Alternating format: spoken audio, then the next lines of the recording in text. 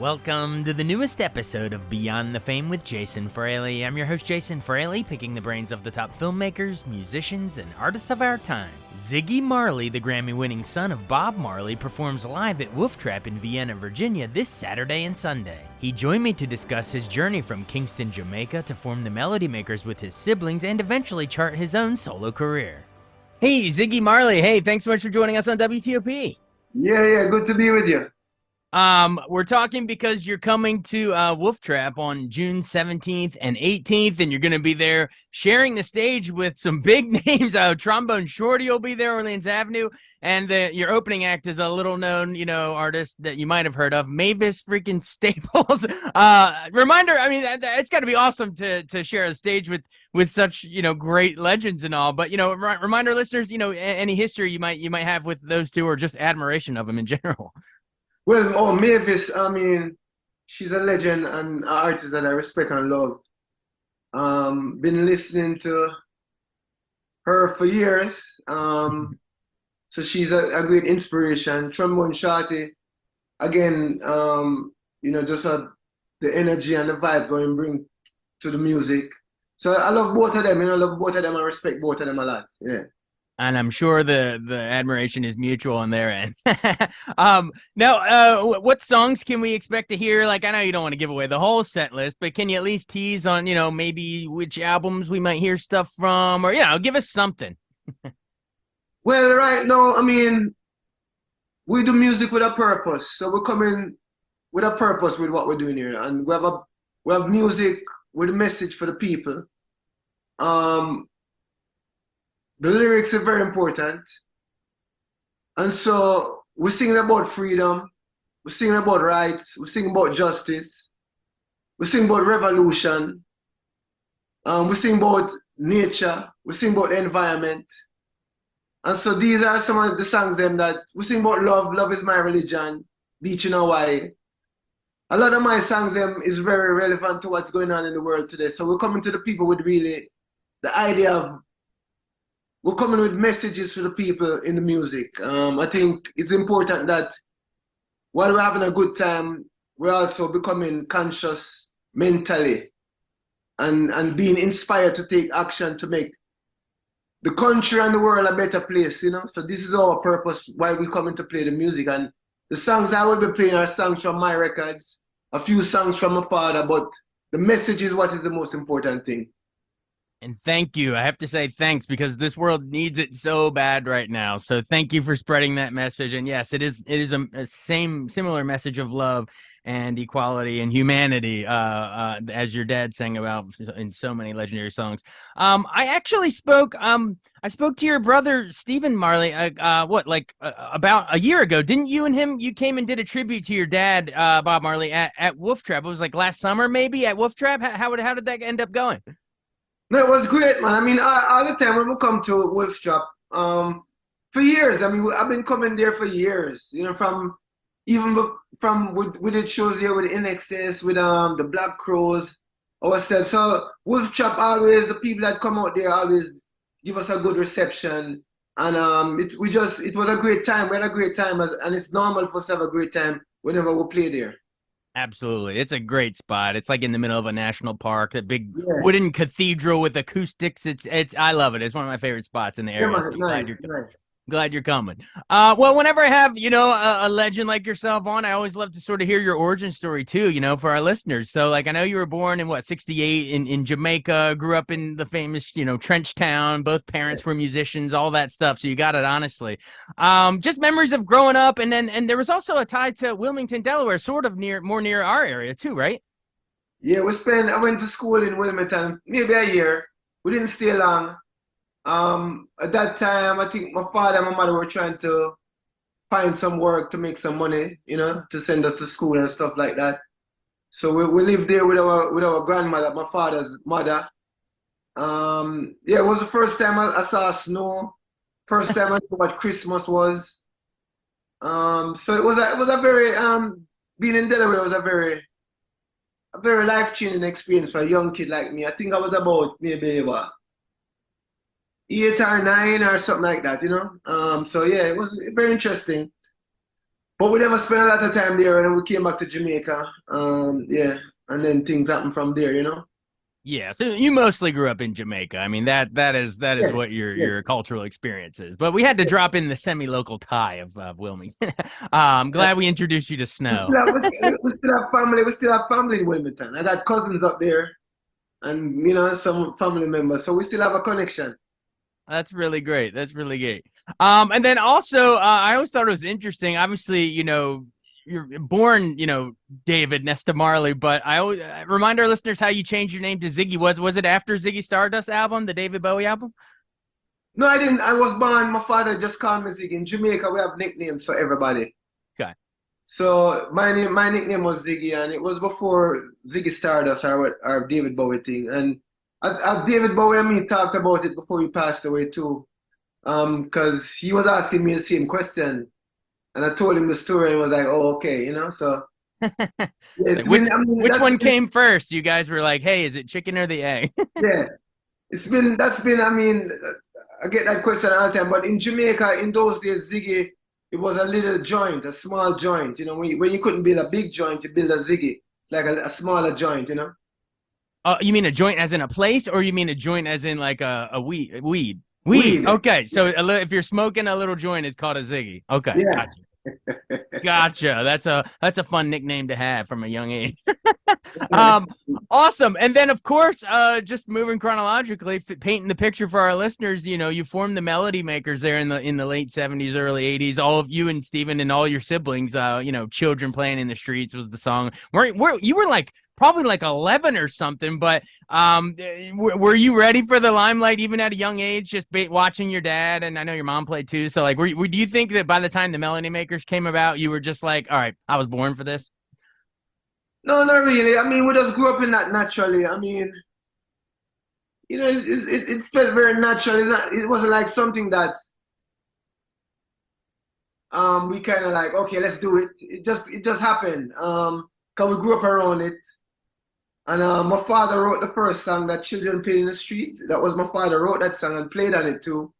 Cool. That was the first song we recorded as a group. And then we just kind of, I mean, it was just so natural to make music, I mean, it wasn't, we never really think about it a lot actually in those days. Yeah, and we grew up in Jamaica, so the idea of the limelight, I think, is more of a more American concept than a Jamaican thing. 'Cause in Jamaica, you are who you are, whether you're famous or not, whether you're rich or you're poor, you're just who you are. So we never grew up with those kind of ideas, really, when we started out doing the music. It's only after a while coming to America now we understand there's a whole different level of fame and um, um, fans and like idols and stuff like that. But we never have that in our mind when we started out. Even when we even had success in the music in America, we were still living in Jamaica, so we were never part of the scene to get that kind of instilled in our minds. So we don't think about it like that. I actually love to hear that because it's more pure that way, and you're just cranking out tunes based off of organic feelings and your environment, and that's how Yeah, you keep making great music. You don't get caught up in there's so many child stars here or even older people that just flame out because there's just so much fame and it's so much pressure here, the sort of the celebrity culture. So I kind of like that you remain removed from that. That's yeah, good. That's yeah. good to hear. I mean, it's good and bad because sometimes I look back and I'm like, if I'd known, if I had realized, I maybe would have taken a little bit more advantage of the situation.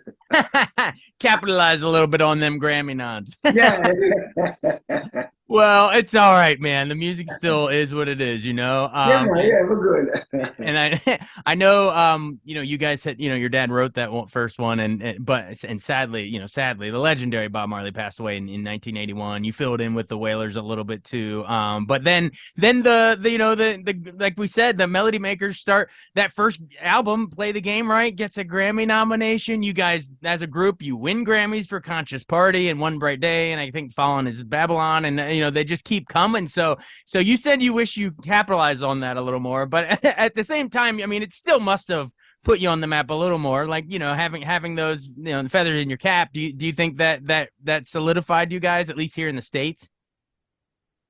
I don't. I mean, I guess so. I don't know. I mean, I guess so. I guess it's that. I mean, it's good. It's cool and it's good and it's great. That way, got the Grammys and stuff like that. But again, we never thought about it in that way. Like we never really, because listen, we grew up in terms of our mindset. Me personally grew up and was in those years was searching for spiritual enlightening.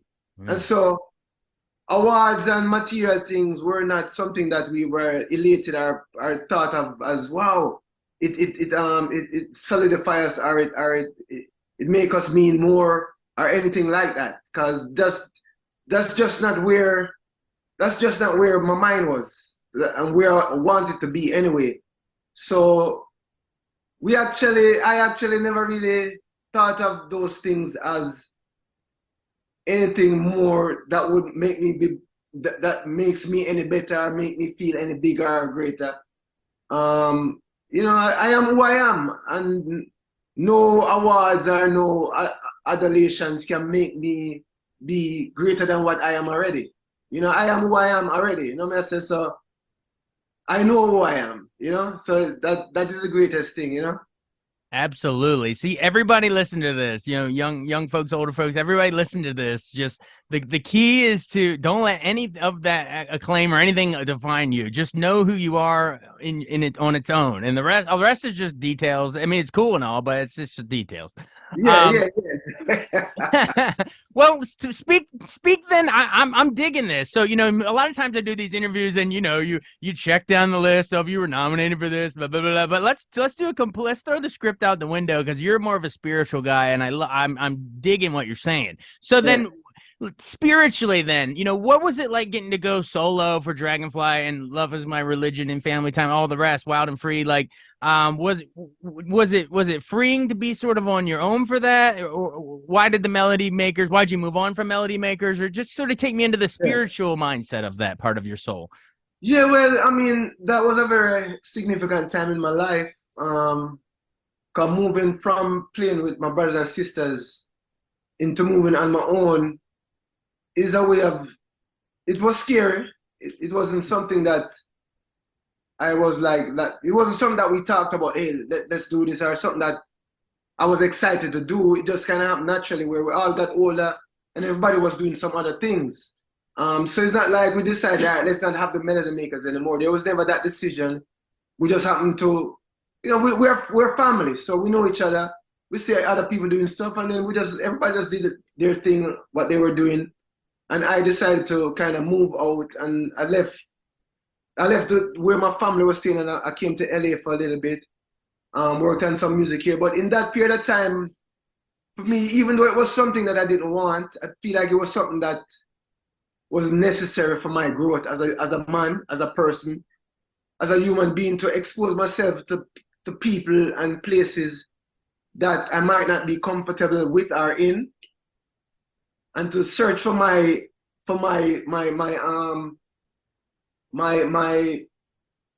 life